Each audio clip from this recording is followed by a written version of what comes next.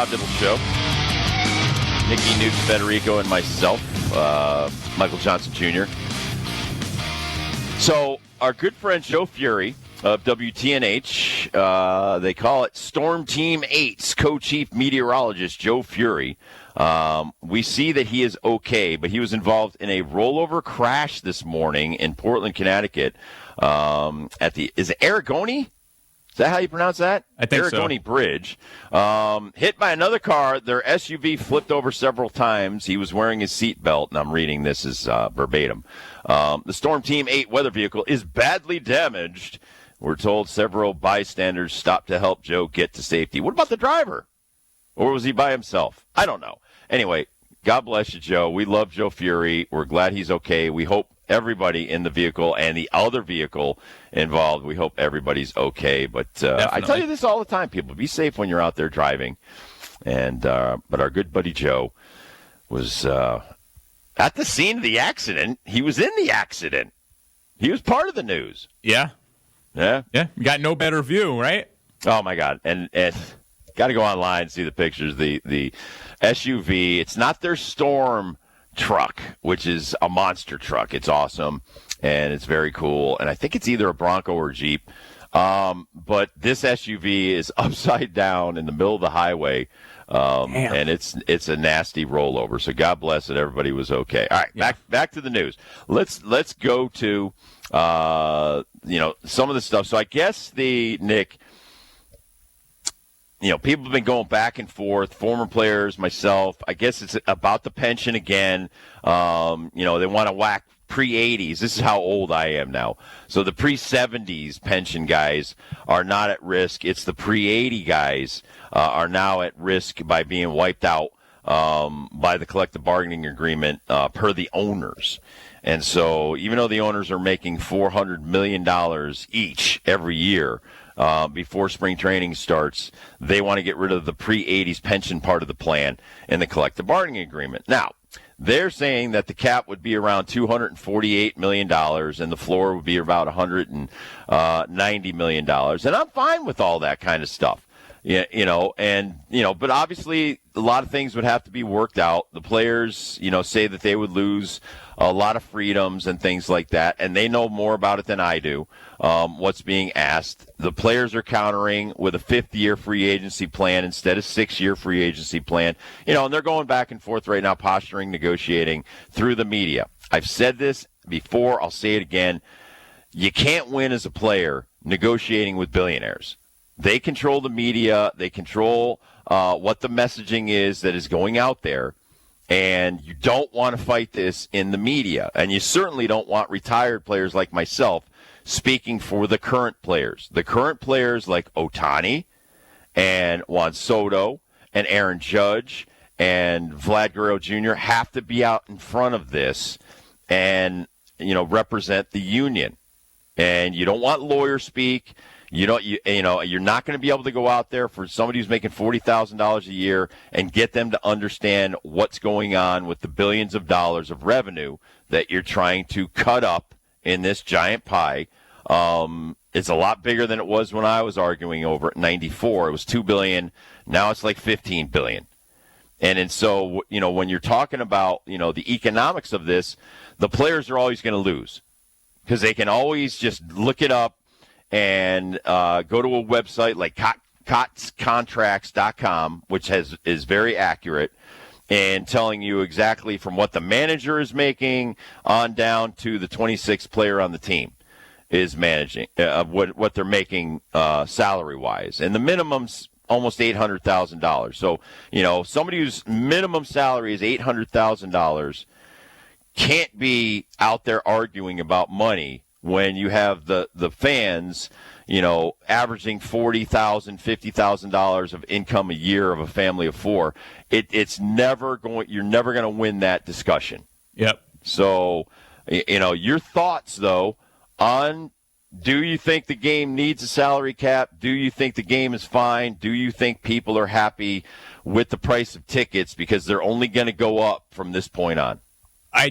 People definitely are not happy with the price of the tickets, the price of the concessions, pretty much the price of everything. The price of the merchandise that's being sold for the teams. Having to try to find your team on TV.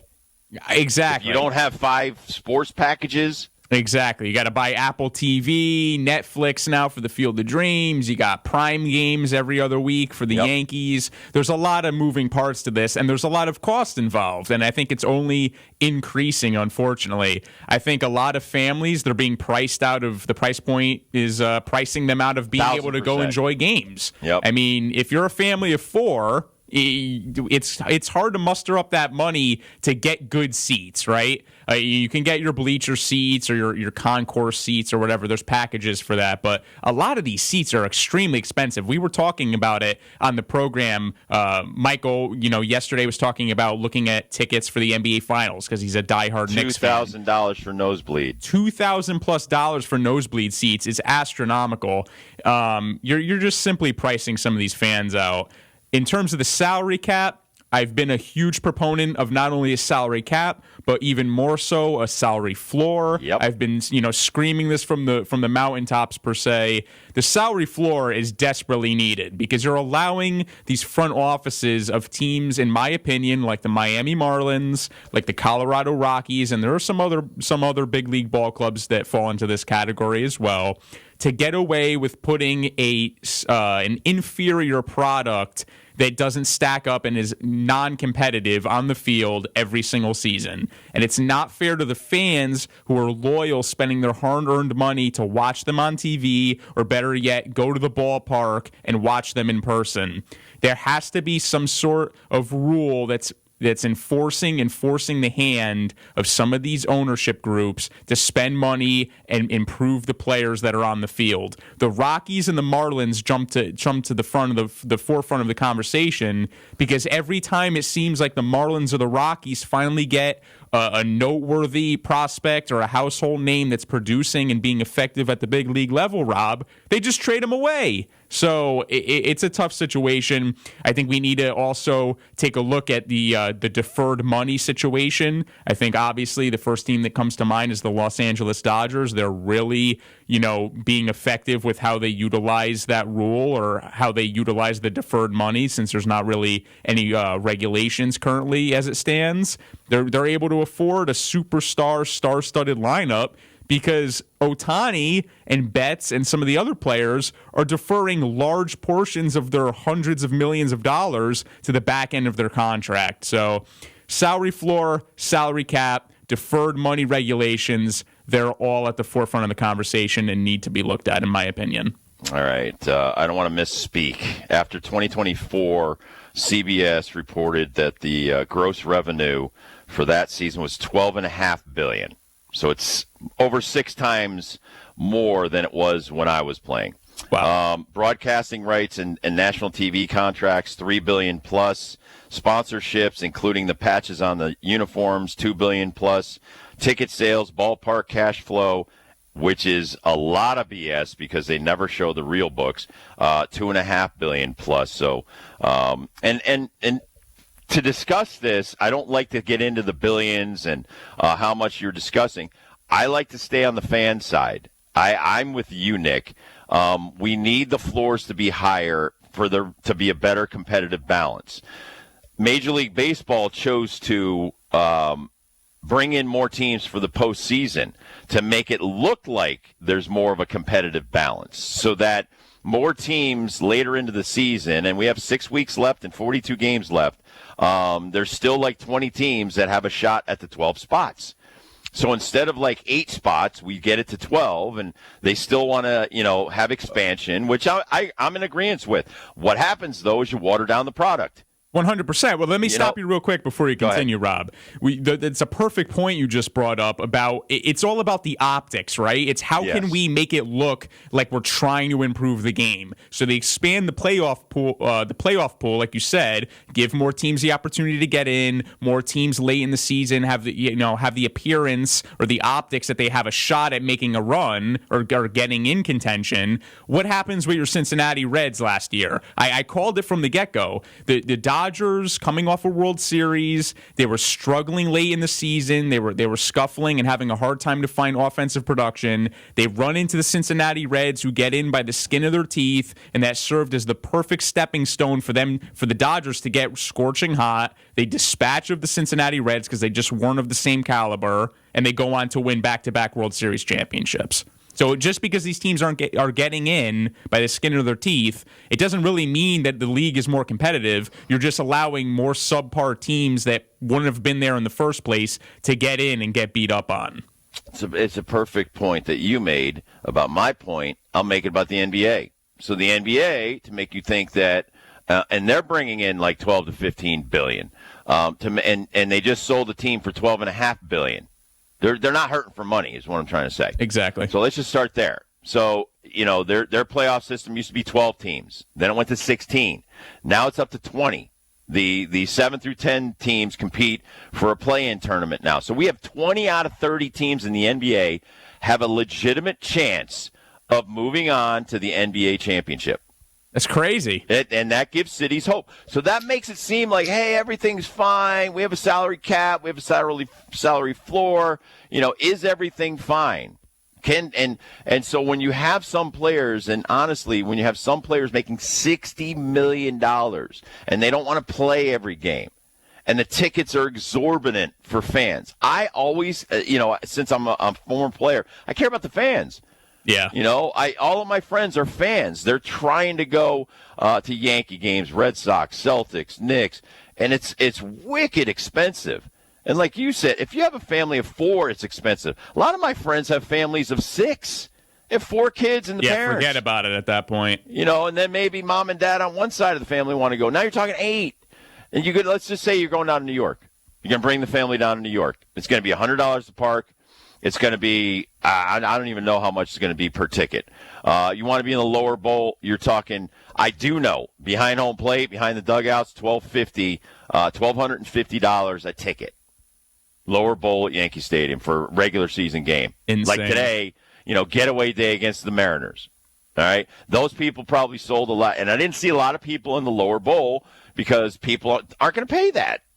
Even though it's summer, people can't afford that. That'd be ridiculous. So their second deck, their third deck, let's just say that they're spending $100 or $200. We're talking $800, $900, and that's just for tickets and parking. Let's just go with $900 for one game. That's absurd. Knicks, insane. I could go back 20, 25 years. My old CAA agent, which is, if you've never heard of CAA, they've got movie stars, they've got Rock Nation. It's huge. They gave me tickets. They were $750 a piece for lower bowl. That was 25 years ago when I was 5 years into this industry. And they were like, they were like, hey, we've got some extra Knicks tickets. You want them? Blah, blah, blah. Here they are. That's insane because they're probably quadruple that now. Let's just say they're $2,000 to sit in the lower bowl for a regular season Knicks home game. They got 41 home games. That's the Rangers, ridiculous. Islanders, everybody. It's not fair because your real fans, the real blue collar, salt of the earth fans can't afford to go to too many games. And here's the thing. Let's just take Cincinnati. So Cincinnati's cheaper, obviously. Guardians, Twins, those games, right? Let's just say that they're half those prices. So now it's $500 for a family of 4, with parking, tickets, et cetera, et cetera. And, let's just say opening day for the Reds. It's always a huge event. And these are people from Indiana, people from Pennsylvania, Ohio, Kentucky. It's like a one-time deal. So out of 81 home games, you can go one time a year now. I honestly think that sucks. And Marge Schott the one reason I did love her, she always, Nick, had the cheapest tickets, and especially for the bleachers in the outfield. Yep. I know, like the White Sox, they had like $1 for the center field. They call it the rock pile. Okay. Rockies do the same thing, $1 tickets. But, you can't do that too often. And we always talk about, here would be my final point. Day game like today, you should have given away a lot of seats to kids that are out of school, bus them in. Major League Baseball could bus them in, and your next generation of fans, at least you start giving away free tickets and you get them hooked on the game of baseball. That stadium, Yankee Stadium, should have been packed. I know that the Rogers Center was packed with 42,000 people watching Toronto play the Red Sox today, and every game they've been packed. So, that's how you get people juiced on the game. You get them in the building and you get them hooked.